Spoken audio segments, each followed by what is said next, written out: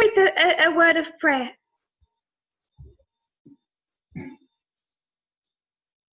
A silent prayer.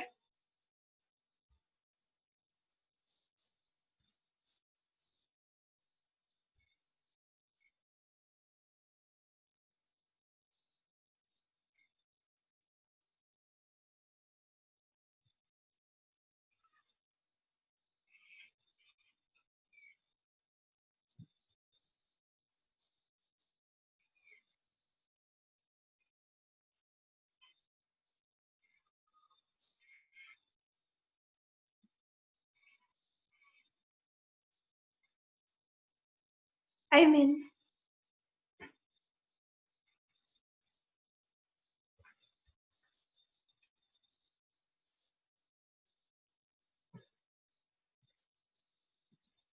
A couple of questions that are asked in the question and answer box. All of the questions are being copied and pasted into another document, so they're not lost. But I'm trying to for us to kind of keep on a projected pathway as much as possible. So there is a question: is 1888 a midway to? Yes.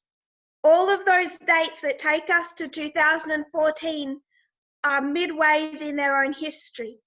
The reason I didn't speak about 1888 is it doesn't have the theme of a revolution in 1888 in the same way that the others do.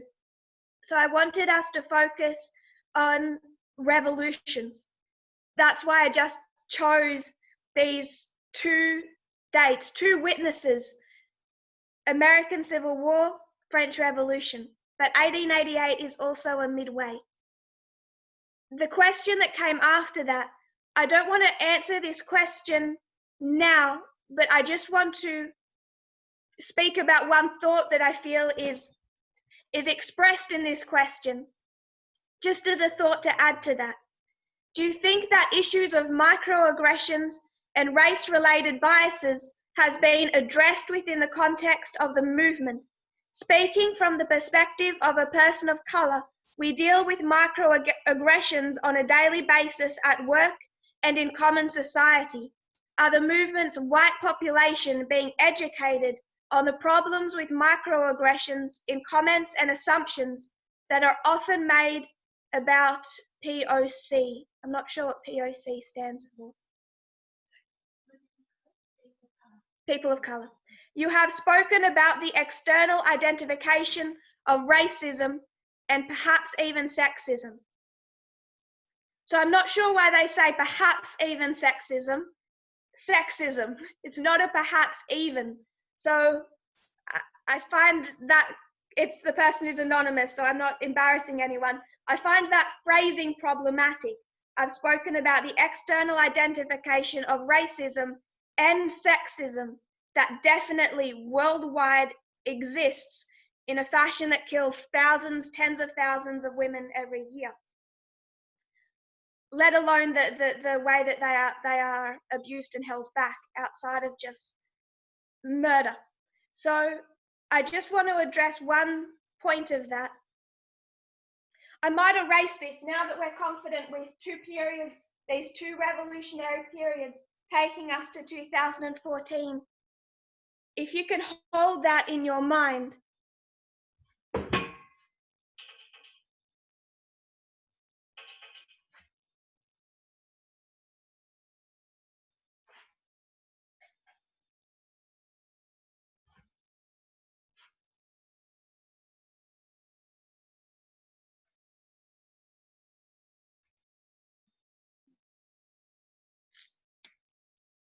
When we discussed racism and sexism and equality, what we did was we went back. We could go more complex. We could discuss about the movements that brought us to the time of the end and exist today, from the civil rights movement, second wave feminism, Stonewall. But originally, the opening up of the Sunday law subject came from understanding a triple application.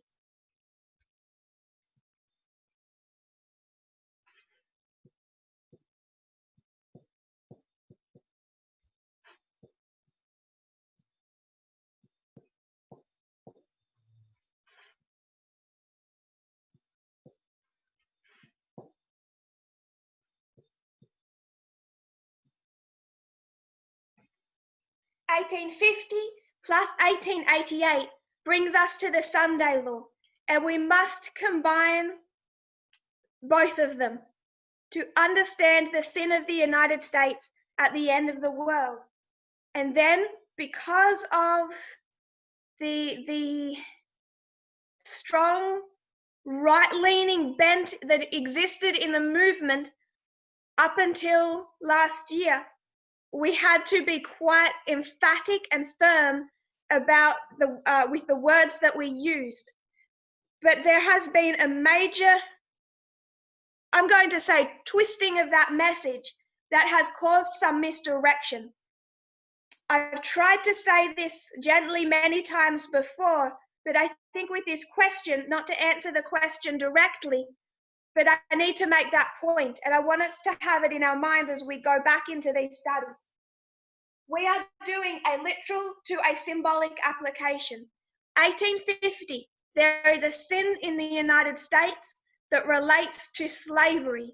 It's slavery where the black population is put into slavery and made slaves by the white population. It's a black and white issue, and it exists in the United States. When the United States is judged for that, in the history of the Civil War, on a line, that is the history of the plagues. So 61 to 63, it's the plagues falling because of the sin. Is anywhere else in the world experiencing those plagues? No. The time of trouble, the falling of the plagues, the sin is encapsulated inside America. Can we see that? It's just encased inside America and this issue of slavery.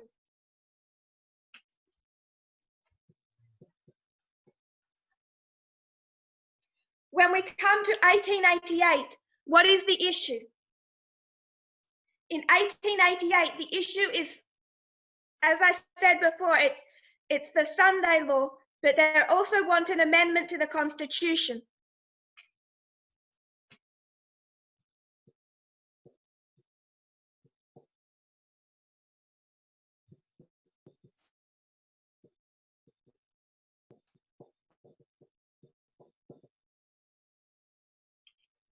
So are we going to experience a Sunday Law today? No. There's no Sunday Law going to come into effect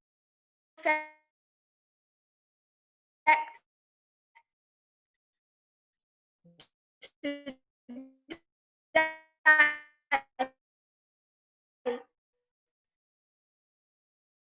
We take the theme of the combination of church and state.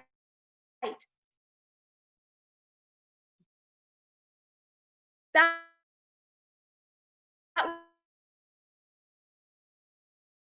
wasn't the sin that they were involved in. So 1850 closed. 18 starts to open up, becomes an issue of church and state. What happens in our own dispensation? It's worldwide. 1850 closed, 1888 open up, 144,000, it is worldwide. But there is no literal Sunday law in this history.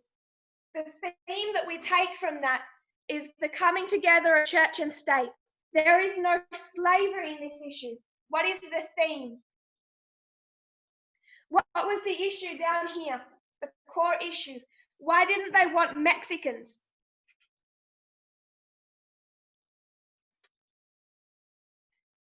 It's because they considered them interbred.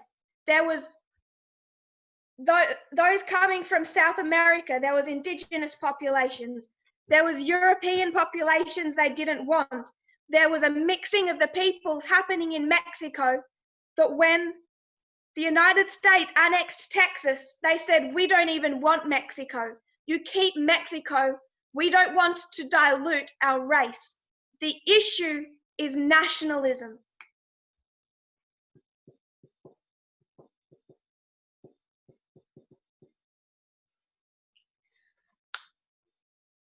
What the point that I want to make is the application of 1850 today is worldwide. It is not condensed in the United States, and it is much, much broader than an issue between black and white. It is an issue of nationalism, and anyone can be nationalist.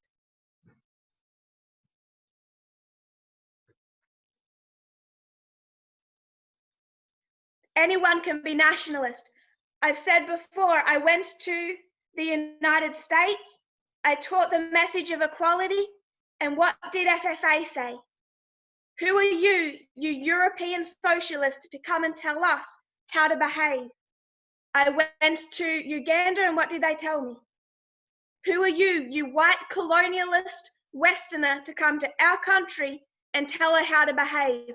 What's the equal issue in the United States and in Uganda, in America and in Africa? Nationalism. It does not become condensed into the issue of color. Color is a part of that, but it is so much broader than we realize. It cannot be limited to just color. If we speak only of color, we risk failing the test ourselves. People are often shouting for equality when it comes to color, and they actually do that from the platform of nationalism. If we don't see the test as clearly as we must, there's the danger that we fail it. Someone says internally we addressed sexism, but I'm not currently seeing the racism issue being tackled as enthusiastically. The reason that much is being said about sexism is because people in the movement, as far as I can see online, are not practicing equality when it comes to sexism to nearly the same degree that they are practicing equality when it comes to color. We understand, why do these issues come in 3 steps? I've taught this multiple times.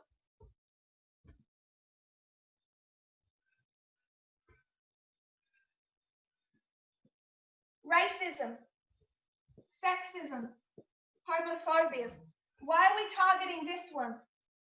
Because people feel they understand this one while they don't.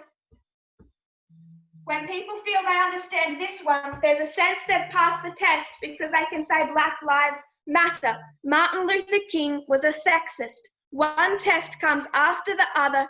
It's harder than the other. And sexism is still being openly, overtly practiced in this movement, even by people who say Black Lives Matter. So I wanted to make the point. 1850 is enclosed in the United States. It's an issue between black and white. We must see it today as universal and not condensed into just the subject of color. It is, but unless we can see our own nationalism, whatever color we are, if we are black and we are in Africa, we face the same risk of failing that test than if we're white and in America. And that was very much evidenced with how some people took the subject of sexism. Because the minute a white woman tells you from the West, tells you to stop paying dowry, all of a sudden, it's my culture, it's my country, and I'm proud of where I come from.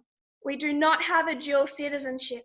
This issue of racism is not condensed to the United States, and it's not condensed to the subject of color. Everyone is facing the same test of nationalism, no matter the color of their skin or the country that they come from. It's an issue for everyone. So that has been in some ways misdirected. Yes, it is part of that. The issues in America right now are part of that issue, but we have to look global. The message of equality was for us to turn to those around us and see how we are hurting them. It was for us to look inside and see our own sins, our own nationalism, our own sexism, our own homophobia, and to deal with ourselves. It wasn't for us to fight for our own rights. It was to see how we were hurting the rights of other people. And sexism is so deeply embedded in this movement, people cannot even see it when it's overtly practiced. I don't want to get sidetracked. So, how would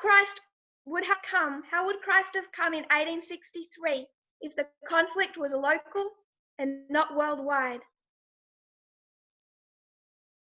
We face the same issue today.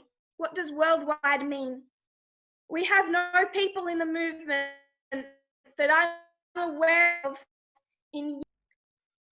People will go to heaven who are not properly trained and properly prepared. That's why we have a heavy burden. That's why we have to live so true to the lines and what God teaches, because it is our duty to teach them. If Christ had have come back in 1863, there would have been many sins still practiced. Racism would not have been understood as being the depth of sin that it was, even as much as we understand it today. They would have had to have experienced in heaven the growth in understanding that we have had to come to 150 years later. They would have had to have come to the same position that we have on equality for women. There wouldn't have been barely a single person in heaven who truly understood equality in the home.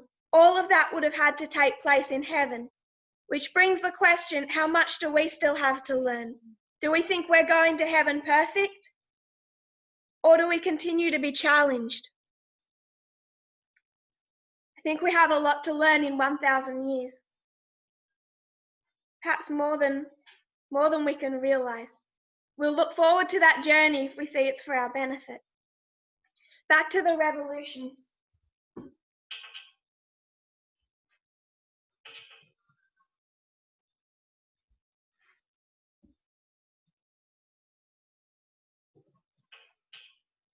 I don't want to go through all of these revolutions. There's charts done where they're easy to see, nicely drawn. Some very talented people have been helpful to us there and out those waymarks for us.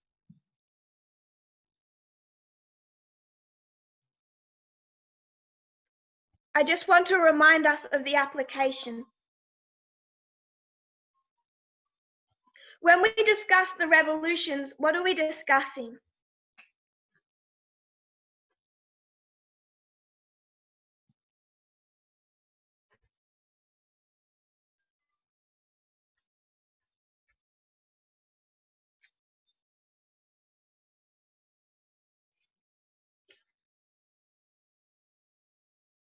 What are we discussing as we talk about the revolutions? What I'd like to suggest is what was said before. We're discussing the transformation of the United States from a republic to a dictatorship. We're discussing the changing of kingdoms. So when you look at Russia, you can see that it had transitioned from a dictatorship, communist dictatorship. It had transformed into at least the beginning steps of a fragile democracy. And then Vladimir Putin has pulled it back into being a dictatorship. And he did that through a process. He became president in 1999. He was elected in 2000, re-elected in 2004, stood down in 2008 because he couldn't run again, came back in 2012, changed the time span of a term to 6 years instead of 4. 2000 and I think it was 2018, he's elected again. To 2024, he is already set himself up to run a third term by changing the Russian constitution. So there's all of these points along the way where you could mark Russia transforming from a fledgling democracy to a dictatorship. But it's happening progressively in subtle steps that if someone in an information age wants to deny, they can. The exact same thing is happening within the United States. The transformation of a democracy into a dictatorship. And what these lines of revolutions enable us to do is see how that process occurs. It takes us through some specific steps along that journey. So when the United States passes a Sunday law at that waymark, it must already be set up in such a position that it can do that. The United States has strong institutions. It's got 3 branches of government holding each other in check. For the United States to do such an action at the Sunday law, it must be enabled to do that. So it's going to, if it's to break that Republican horn, there must have been a process by which those branches of government are structured in such a way that enables it to do that.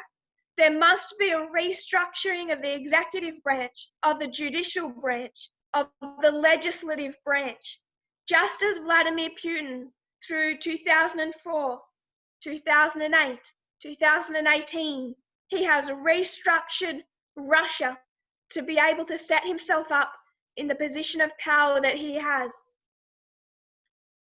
uniting church and state in the process. What we're seeing is that exact same thing occurring in the United States, and it's just as subtle. All of that must happen before the United States can even consider placing a Sunday law.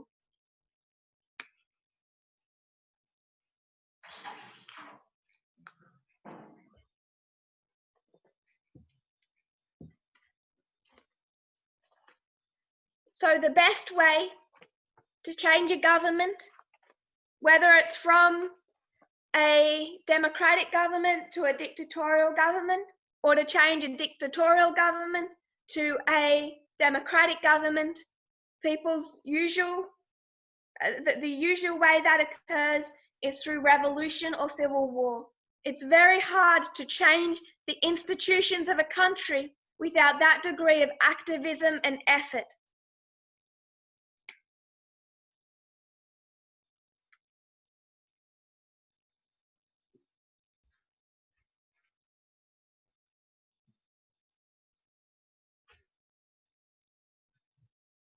And what the lines of the revolutions enable us to do is see that transformation happen in 2 parts, much like other revolutions in history. It takes us from the beginning of a revolution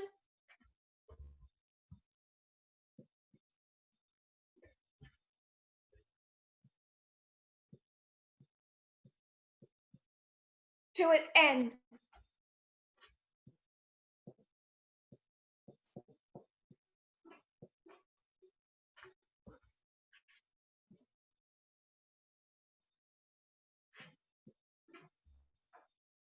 This is just what we have drawn above, 9/11 to 2019, 2014 as a midway point in that history. That's the history of a revolution as it's given to us in the American Civil War and the French Revolution. But then as we overlaid the German, the Russian, and the second application of the French, we identified that that was just one part of that history. That's the history by which the United States transforms from a democracy to a dictatorship.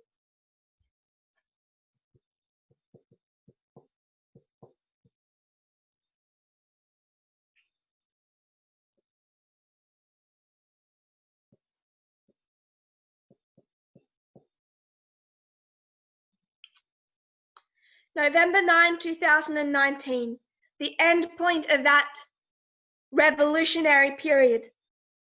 Then we marked a period of quiet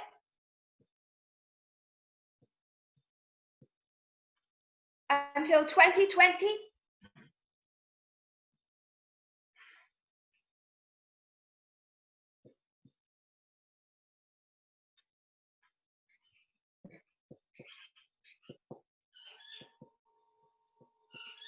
And the beginning of a counter-revolution. If we were to mark the other histories that we have connected with this is the French Revolution, the American Civil War. What takes us from this history is the German Revolution.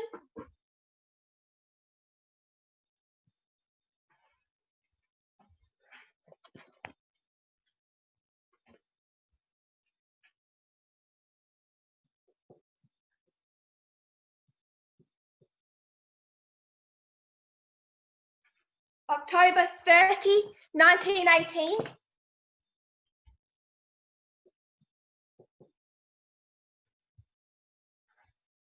To November 9, 1918.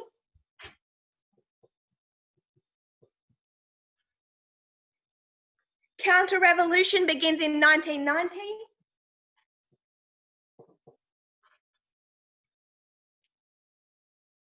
January ends in May 1919.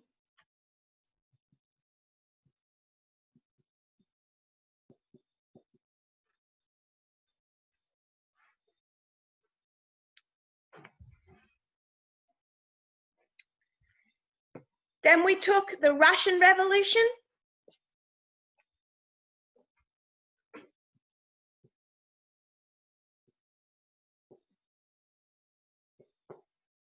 March 8, 1917.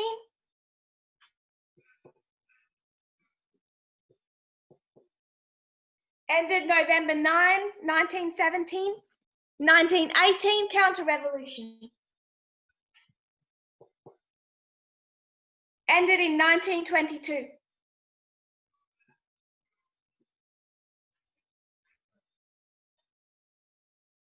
Then we took the French Revolution, its whole expansive history.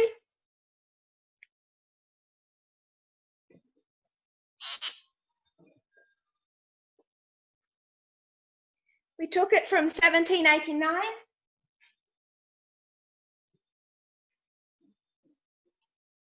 to, by their own revolutionary calendar, the 9th day of the 11th month.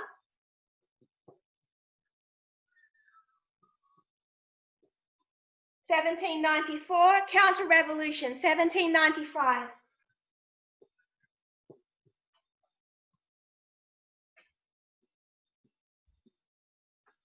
Ends in 1799.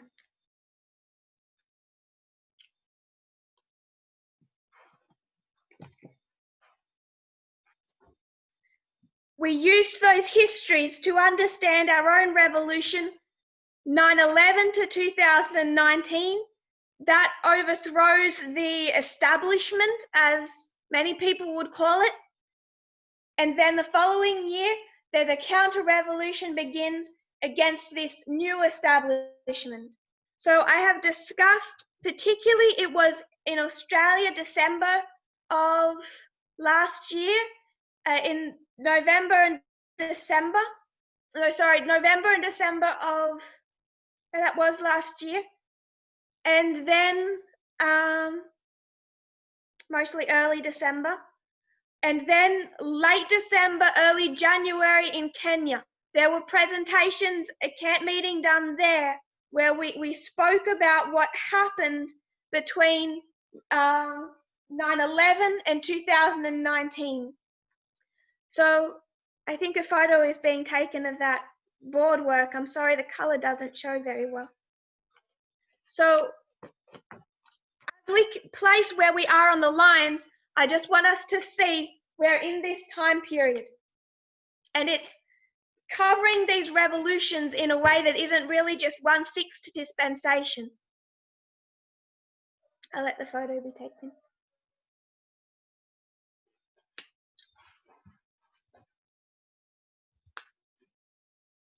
It's showing how the United States is transforming. One way of showing this transformation of the United States. What does a dictatorship in the United States look like? How would you expect it to look like? If you think about Vladimir Putin, his people voted him into office. He has a very high popularity rating compared to most world leaders. It slipped a little, but it's still high. He wins his elections easily. Yes, there is voter fraud, but the fraud is there to enhance the degree by which he wins. Yes, he kills his political opponents. Yes, he silences them. But many Russians still believe in him as their democratically elected leader that they chose and want. That gives some glory back to Russia.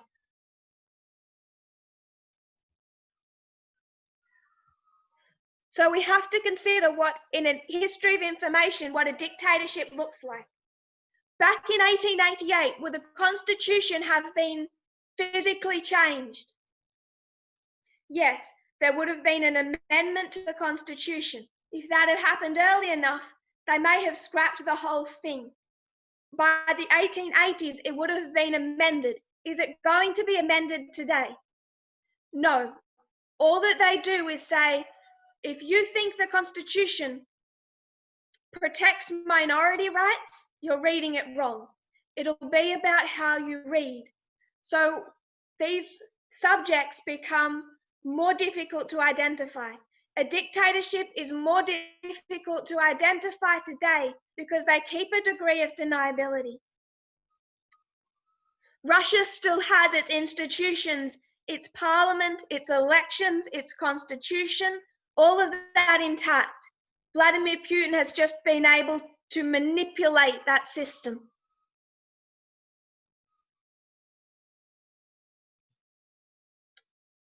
These lines mark the beginning of the process in the United States towards this system as beginning in 2001.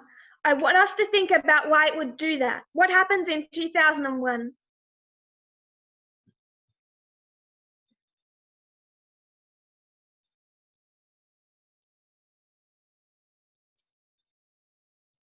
I'm going to read a little from articles here.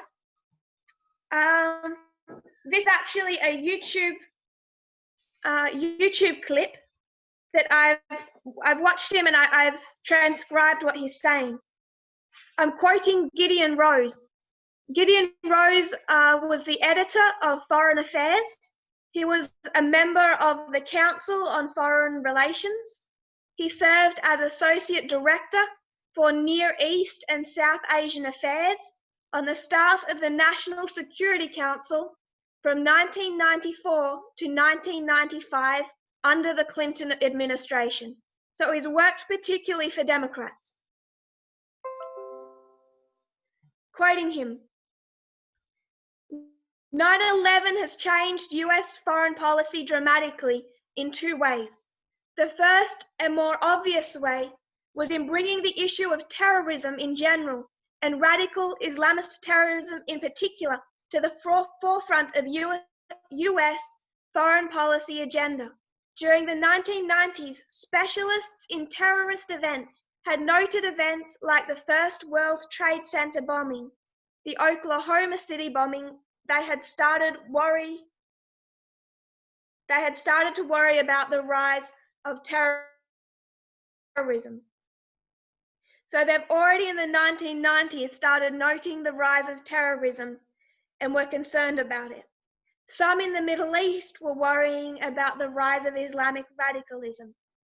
What 9/11 did was to combine those trends and make everybody realize that it was the single most important challenge to American foreign policy.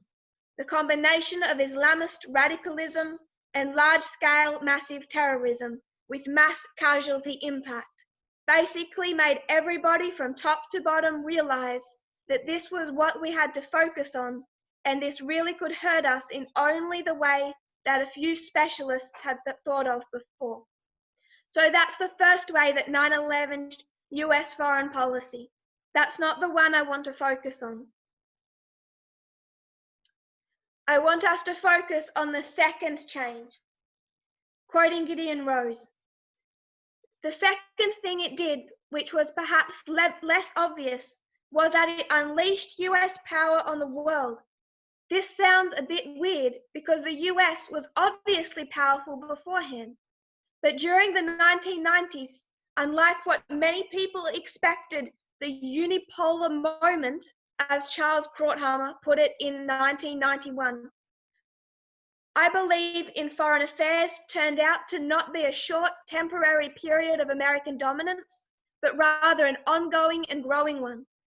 With the Soviet Union gone, the United States was at the top of the heap, but in the decade of the 1990s, it actually lapped the rest of the world even more so. So it was even stronger in relative power terms in 2000 than it had been in 1990. So what he's saying is that the global order went from bipolar, United States, Soviet Union, to unipolar at the beginning of the 1990s. And then through the 1990s, America continued to become more and more powerful. And yet, because of domestic political constraints, the United States basically didn't use this power in major dramatic ways. So America has condensed power, but it hasn't used power because it has these constraints, these domestic political constraints on its system. The Clinton administration wasn't focused obsessively in projecting American power and wanted to keep it in public limits. And so the American public didn't authorize a lot of things. So the Clinton administration is controlled by the desires of the American public. The Clinton administration does not want to project American power outside what the public in America, outside the limits of what the public in America place upon it. And the American public didn't wish American power used unilaterally internationally. What 9/11 did was basically have Congress and the American public give the executive branch a blank check to get the people who did this and make sure it didn't happen again. That was essentially the keys to the bank account that essentially unleashed all the American power that had been building up and turned it into power projection capabilities. We resulted not just in the Afghanistan campaign, but in the Iraq campaign, in the global war on terror, and massive deployment of American resources in power projection and an activist world role, which would not have been conceivable without the immediate trigger of a threat, that threat being 9/11, terrorism. The interesting thing is that in both these trends, we overshot the mark. We went too far. And in retrospect, we can see now that we didn't just get seized with the idea of radical Islamist terrorism, we got obsessed with it. We not only unleashed American power, we squandered American power through its misapplication and misuse. So the irony is that after a decade of dealing with 9/11 and its aftermath, the United States is now coming back to its pre-9/11 condition with a more chastened, less hubristic attitude, a declining power-based domestic situation. We are trying to establish ourselves not just as a global liberal hegemon at large, but also to renew. It has been a sober decade that in the long run will be considered a detour from the path we were on before and that we are getting back to. He said all this in 2011 under the Obama administration. So what Gideon Rose is saying, the United States defeated the Soviet Union. The global order turned into this unipolar system. The United States built up immense power in the 1990s that was not used under the Clinton administration because of domestic constraints. what happened in 2001 was essentially the keys to the bank vault. It enabled the executive branch to absorb, not just to absorb more power, it had that power, but now to project that power internationally with the approval of Congress and with the approval of much of the American public. And what he's saying is that they can see that they overstepped the mark by far. Just one example of that, without going into the history of the countries they destroyed, the thousands of lives that they ended, innocent lives, was just in the fact that they did that against international law. That in itself is a prime example in 2003. What he is saying naively is that it was unleashed in 2001. George Bush used that power internationally, but now it's the Obama administration. Now we have a more chastened, less hubristic attitude. Under Obama, we're bringing back that overextension. We're reining ourselves in. Essentially, we're becoming more globalist. We're working within an international system of law and order, not our own definition of law and order. His position on that in 2011, I want to suggest, was incorrect. It was not a small detour on the journey of the United States. George Bush was not that detour. Obama was that detour. Now we're back to that same power projection. We're now in the history of Donald Trump, 9 years after he made that claim.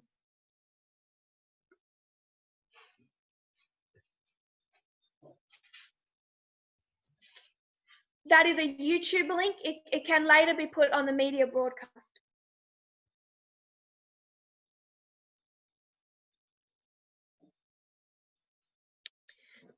Not all of Congress and not all of the American public gave that blank check to the George Bush administration. I don't want to go through all of these for time, but I will just reference a couple of articles. There's an article by the New York Times in June of 2006.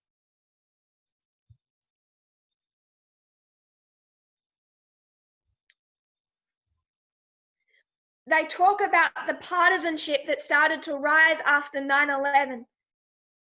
Not in the very immediate days, but that event sparked over time this growing partisanship, which is the Civil War, the revolution.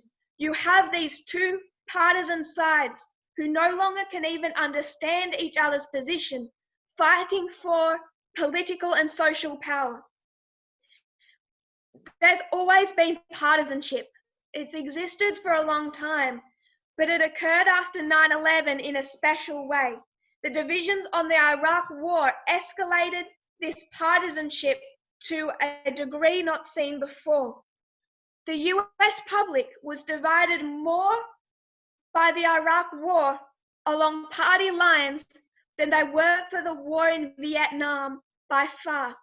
So if you think the Vietnam War created a partisan divide, it was nothing to what the partisan divide was that occurred due to the Iraq.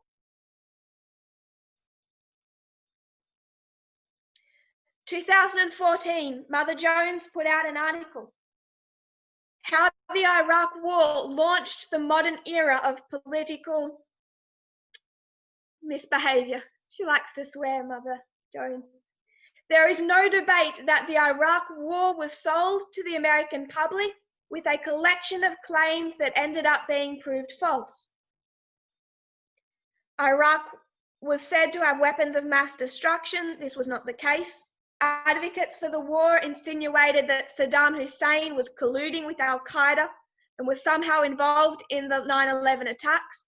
That too was false. It was disinformation. It was a conspiracy theory. Yet many Americans and some of their leaders still believe this. Many Americans today, people worldwide today, still believe that Saddam Hussein was involved in 9/11. They've never let go of that disinformation.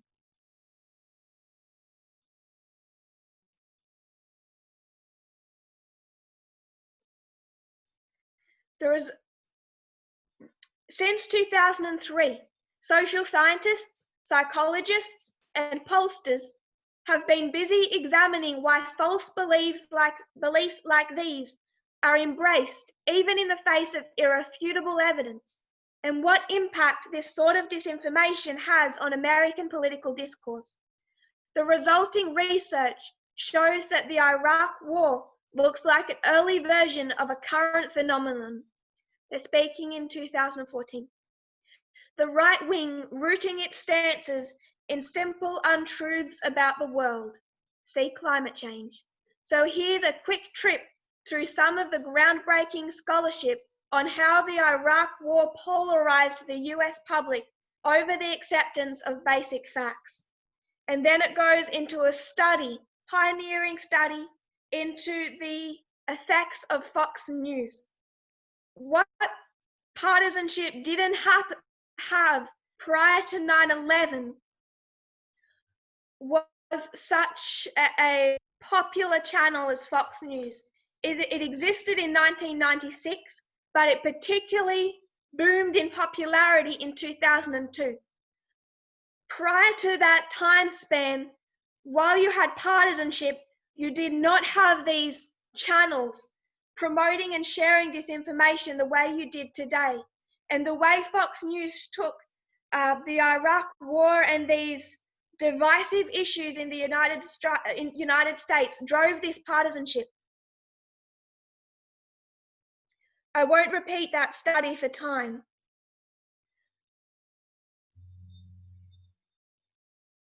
The degree of factual polarization over Iraq and the role of partisan media outlets like Fox News in driving it may have marked the dawn of a new normal. Political polarization has increased in the decade since the invasion.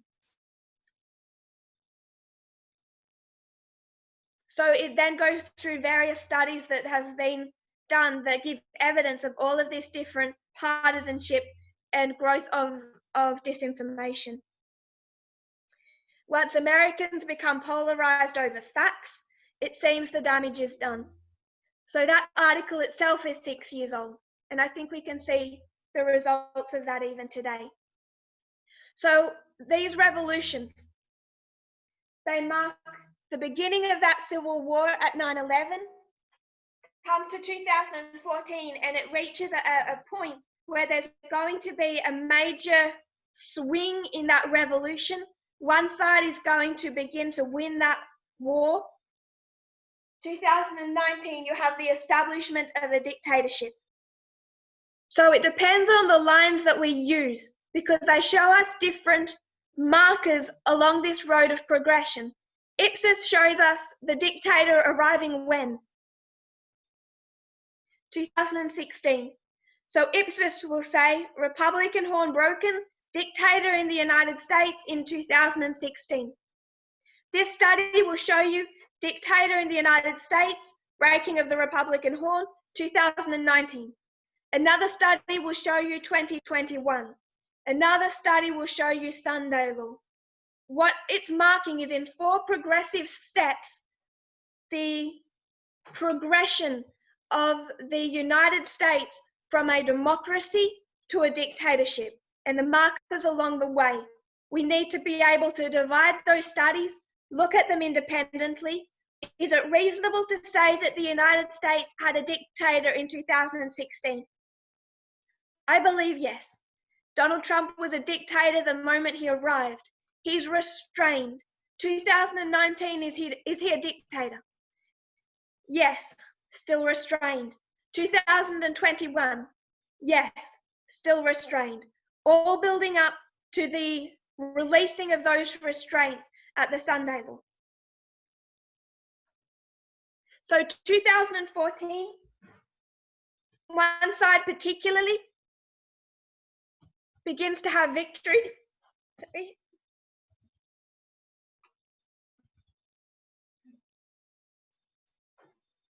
2014 is a turning point. People give me 3 things in 2014 that marked a turning point.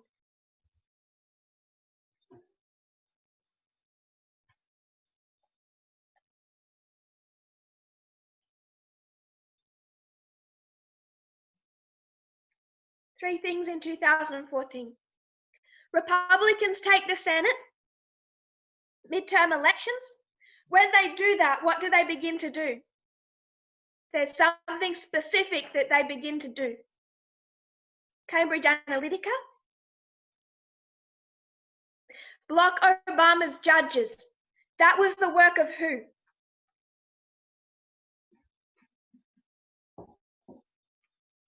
He called it the most important political decision he's made in his entire career, Mitch McConnell.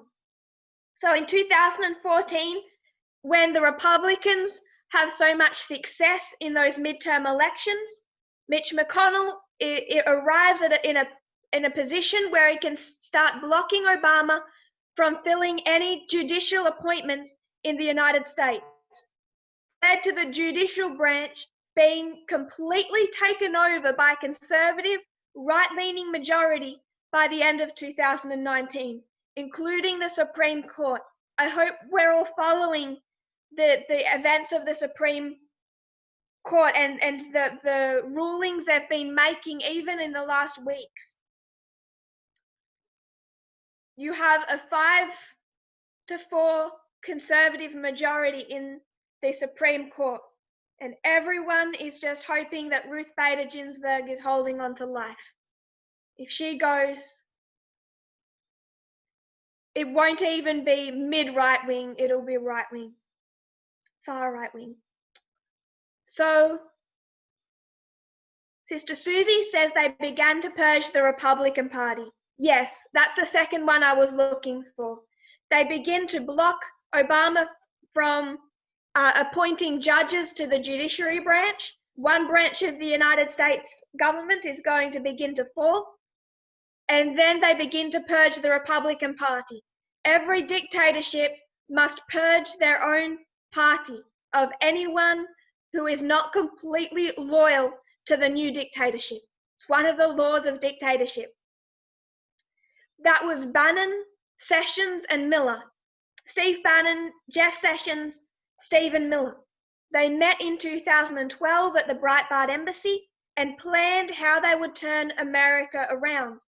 The first step they decided to take was to purge the Republican Party of any moderates. Anyone who was a moderate Republican needed to be removed. They needed only far-right loyalists.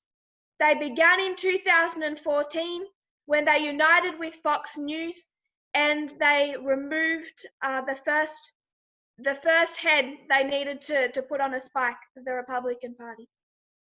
Third event of 2014, looking for a Supreme Court decision.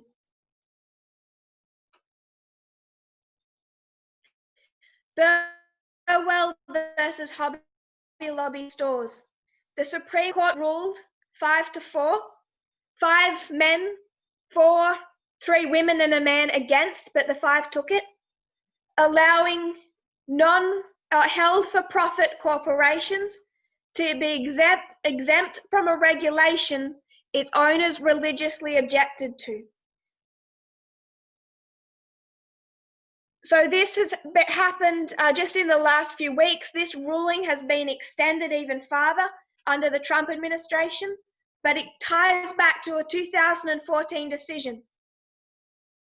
And it was about whether or not someone owned a company, a for-profit corporation, whether or not they would be forced to, in their employees' health insurance, be forced to cover birth control if they were, in their religious beliefs, the owners were opposed to it.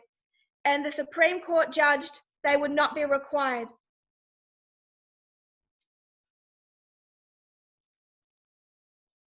Quoting the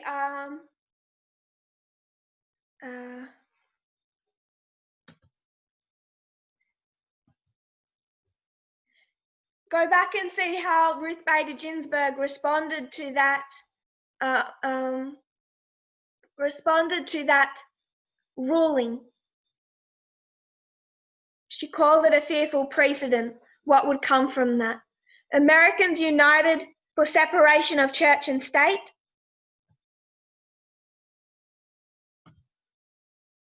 They say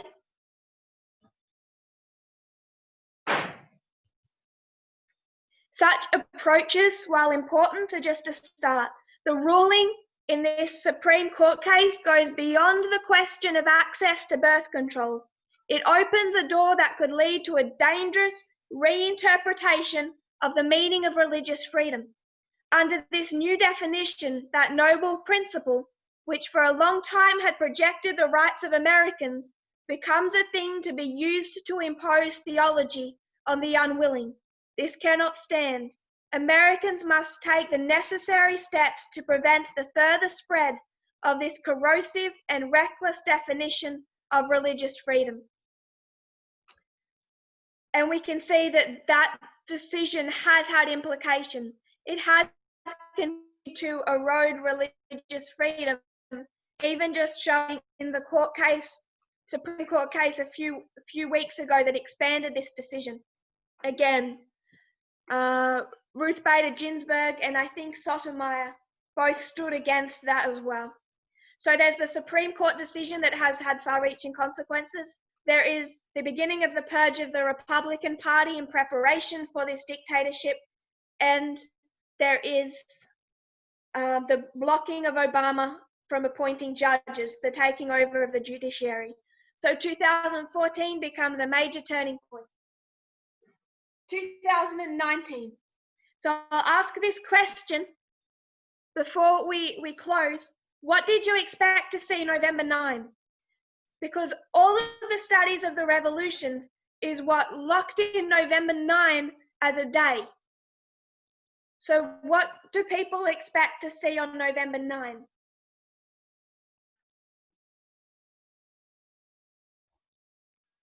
What were many people expecting to see on the day?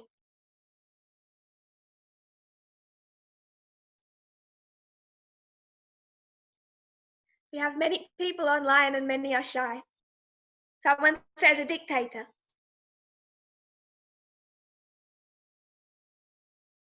Not based on this study. Going back to your thoughts last year, if some of you thought that way. Putin taking more spheres of influence, impeachment,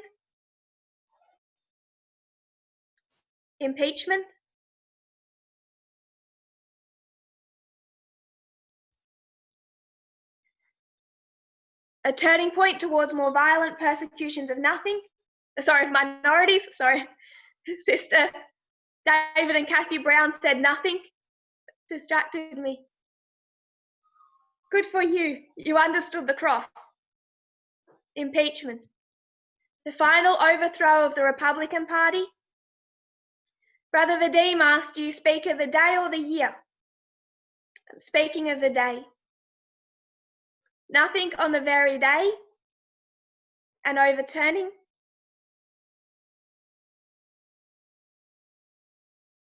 A disappointment. FFA laughed because there was no impeachment.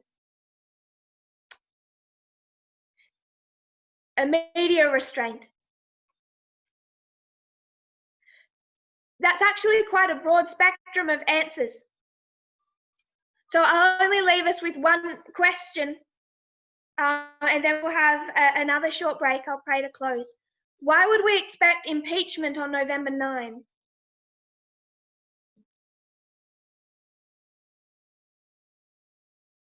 Because impeachment in 1868 did not happen on November 9. It took us to the year, not a date in the year. So I think we should be clear that we would never have did not expect impeachment to relate to November 9 as a day. The other questions we will come back to just after a break. If you would kneel with me.